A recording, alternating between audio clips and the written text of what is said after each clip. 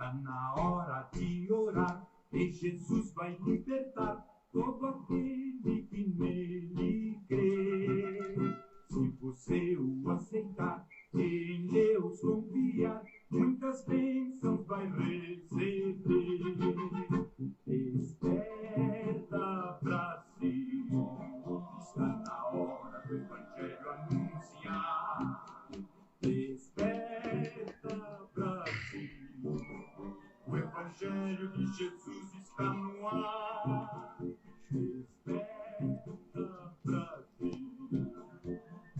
ouve a voz do Salvador.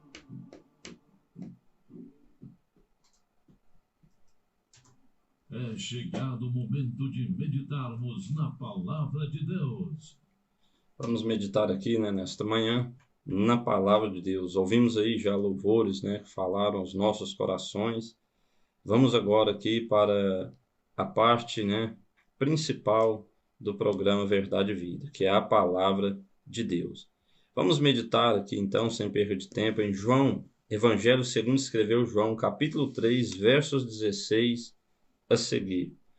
Texto áureo da Bíblia, muito conhecido, mas porém muito complexo e muito profundo este texto, que nos diz da seguinte maneira: porque Deus amou o mundo de tal maneira que deu o seu Filho unigênito, para que todo aquele que nele crê não pereça, mas tenha a vida eterna. Porque Deus enviou o seu Filho ao mundo, não para que condenasse o mundo, mas para que o mundo fosse salvo por ele. Só até aqui, Depois nós vamos ler o 18 também e o 19, mas vamos por partes aqui. Um texto muito conhecido, irmãos, onde nós vemos aqui, onde esse texto nos revela o propósito, de Deus para a humanidade. E qual é o propósito de Deus para a humanidade? A palavra de Deus vai nos dizer lá em 1 Timóteo, capítulo 2, versos 4 ou 5, se não me falha a memória, que o desejo do coração de Deus é que todos se salvem. Este é o desejo do coração de Deus. Porque Deus criou o homem para adorar a Ele. O homem é a coroa da criação de Deus.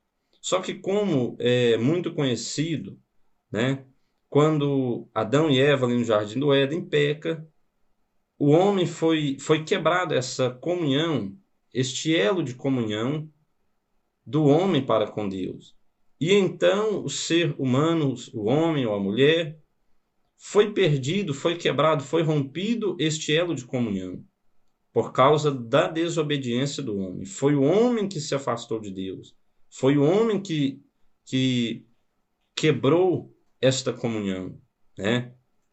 Mas quando nós chegamos aqui em João 3, eu acho interessante que todo o Antigo Testamento, como nós vemos, se nós lermos lá em Hebreus, tudo que nós vemos na lei ali, sacrifícios e tantas outras coisas, o tabernáculo, os utensílios do tabernáculo, tudo aquilo ali já apontava para Cristo, já tipificava Cristo. Quando nós estudamos minuciosamente, nós compreendemos isso. E tudo que está na antiga aliança já apontava para Cristo. O sacrifício de cordeiro, o sacrifício dos animais, já apontava para Cristo como nosso único sacrifício, o sacrifício acabado, o qual não necessita de mais nenhum sacrifício, nem de cordeiro, nem de animais, para expiação dos pecados, porque Cristo é o nosso cordeiro que tira o pecado do mundo. Então aqui em João 3, irmãos, nós vemos o propósito de Deus para a humanidade. Nós vemos no verso 16 que o amor de Deus, ele é suficiente, para abranger todos os homens, ou seja, para abranger o mundo. Quando falo mundo, não é o globo terrestre, mas para abranger o ser humano. O amor de Deus, ele é suficiente para abranger todo ser humano, todo homem ou toda mulher. Porque o verso 16 diz: porque Deus amou o mundo de tal maneira. João não achou nem palavras para expressar esse amor, o qual Deus ama o ser humano, a humanidade. Ele não achou palavras para expressar. Ele diz de tal maneira, né, que não encontrou palavras para expressar. E esse é o desejo do coração de Deus, que todos se salvem.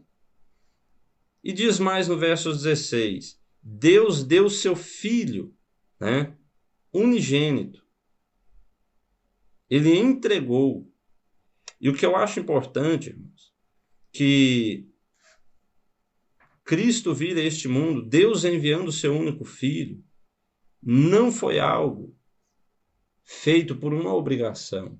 Não foi algo feito por uma, vamos assim dizer, que uma pressão, né? Alguém pressionou Deus e tal. Não, não foi nada disso. Quando nós vemos aqui um pouco antes, como nós lemos o verso 16, é por amor. Foi pelo amor de Deus, o amor de Deus, que levou a ele a enviar o seu único Filho, que é Jesus Cristo.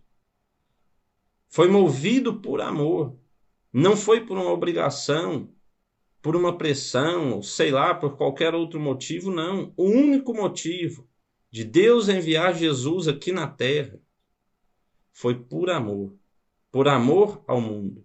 Mas por amor ao mundo, como eu disse, por amor ao homem e à mulher, ao ser humano. Então não foi algo obrigado.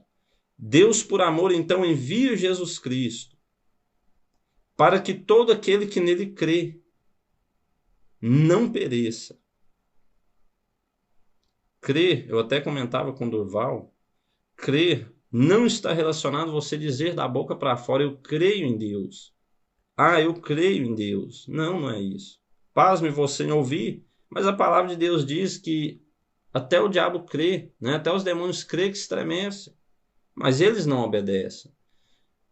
Então aí nós já vemos que há uma possibilidade da pessoa dizer que crê em Deus, mas não obedece a palavra de Deus. E quando João diz todo aquele que nele crê, nós temos que entender pelo menos 3 elementos principais dentro dessa expressão crer que João diz. João diz que crer requer de nós a plena convicção de que Cristo é o Filho de Deus e o único Salvador do ser humano, da humanidade. Nós temos que crer que Filho, nós temos que ter a plena convicção de que Jesus Cristo é o Filho de Deus. O primeiro elemento dessa expressão crer que João usa é isso. Primeiro, nós temos que ter a convicção de que Jesus Cristo é o Filho de Deus e que é o único Salvador do pecador, do perdido pecador, né? Segundo elemento, termos comunhão com Cristo pela nossa submissão ou pela nossa autossubmissão e dedicação a Ele e obediência a Ele. Nós temos que ter isso em mente. O segundo elemento, então, dessa expressão crer que João usa, termos comunhão com Cristo pela nossa autossubmissão e pela nossa dedicação e obediência a Ele. Será que o seu crer tem te levado a autossubmeter à vontade de Cristo? Será que o seu crer tem te levado a se dedicar a Ele, a obedecer a Ele? Pense nisso. Será que você tem realmente crido em Cristo da maneira correta? Será que realmente você tem crido em Cristo? Você crê em Cristo? Você tem Ele como o Filho de Deus? Você tem a convicção de que Ele é o Filho de Deus, o Salvador da humanidade? E você tem comunhão com Cristo pela sua autossubmissão, dedicação e obediência a Ele? Ou você apenas diz da boca para fora que crê? Porque eu expressar em palavras, irmãos, que crê em Deus é muito fácil. É muito simples. Mas nós crermos em Cristo mesmo, realmente crermos em Cristo, é nós nos dedicarmos a Ele, é nós nos subjugar a Ele, é nós termos obediência a Ele. É como diz lá em Lucas, não me lembro agora, se é 15:46, 5:46, não me lembro, acho que 15:46 ou 43, não me lembro. Jesus disse: por que me chamais Senhor, Senhor, e não faz o que eu digo? Vocês estão vendo que termos Cristo como nosso Senhor e Salvador está intimamente ligado à obediência, à submissão a Ele, à vontade dEle. Se nós dizemos que Ele é o nosso Senhor, que Ele é o nosso Salvador, então Ele espera algo de nós que se chama obediência, que se chama dedicação, submissão. Será que nós temos nos submetido à palavra de Deus? Será que nós temos andado em obediência à palavra de Deus? Porque nós dizermos que crer é muito fácil, mas eu quero ver nas nossas atitudes, nas nossas obras, se realmente nós cremos. Muitas pessoas falam: eu tenho fé. Minha fé é isso, a minha fé é aquilo, eu tenho uma fé grande, né? Eu tenho uma fé enorme e tal, e tantas outras coisas. Mas em atitude, em obras, não demonstra a verdadeira fé. Porque a verdadeira fé de um servo, de uma serva de Deus, a fé genuína, verdadeira, que está intimamente voltada para a palavra de Deus, ela é demonstrada em obras, em atitudes. E que obras? Obediência. Se resume a obediência. E quando nós falamos de obediência, nós falamos de você atender, né, o pedido de alguém. É você atender a palavra de Deus, que requer de nós santidade, que requer de nós a vivermos uma vida consagrada a Deus, dedicada a Ele. Então este é o segundo elemento da palavra crer, dessa expressão crer. Terceiro elemento, termos a plena confiança em Cristo, de que Ele é capaz e também quer conduzir o crente à salvação final e à comunhão com Deus no céu. Então, nós temos que ter em mente esses três elementos da palavra crer. Não é você apenas achar que crer é você expressar em palavras e tal, é muito fácil. E hoje está cheio disso, né? Pessoas que dizem: eu creio em Deus. Às vezes você chega para evangelizar alguém, para falar, né, do Evangelho de Cristo, a pessoa já vem, na hora te cita lá uns 10 versículos e fala: não, eu também creio em Deus. Então tá bom, então. Mas eu quero saber se você obedece a palavra de Deus. É isso que eu quero saber, né? Na verdade, eu não quero saber, mas que eu quero levar você a refletir e você a compreender. Se realmente você crê, a sua crença em Deus, na palavra de Deus, está te levando a obedecer, está te levando a uma mudança de vida, está te levando à santificação, né? Então nós temos que meditar nisso e refletir nisso. Então nós vemos aqui que o propósito de Deus para a humanidade é a salvação, né? É a salvação, é o perdão dos pecados, a salvação à vida eterna. E nós vemos aqui também o crer, né? Nós vemos também aqui, dentro do verso 16, que Deus entrega o seu Filho por amor à humanidade. E nós vemos também o crer. Três elementos que estão incluídos na expressão da palavra crer. E nós temos dentro do verso 16 também, quando diz: para que que Deus entregou o seu Filho unigênito, para que todo aquele que nele crê não pereça, mas tenha a vida eterna. Perecermos não fala de morte física, não fala da morte do corpo. Às vezes as pessoas, quando lê esse versículo, acham: porque Deus enviou Jesus para que eu não morresse, né? Não está falando disso. Perecer fala da realidade, né? Da condenação eterna. Da condenação eterna. Da condenação eterna. Grave bem, não está falando de morte física, mas está falando da condenação eterna. Então foi para isso que Cristo veio. Para que todo aquele que nele crê não pereça, não seja condenado à condenação eterna, mas tenha a vida eterna. Vida eterna é uma dádiva de Deus, irmãos, que Deus nos concede, que Deus outorga ao homem, quando este recebe Cristo como Senhor e Salvador. Então, olha o quanto que esse verso 16 ele é importante nós compreendermos. Deus então envia o seu Filho unigênito por amor à humanidade.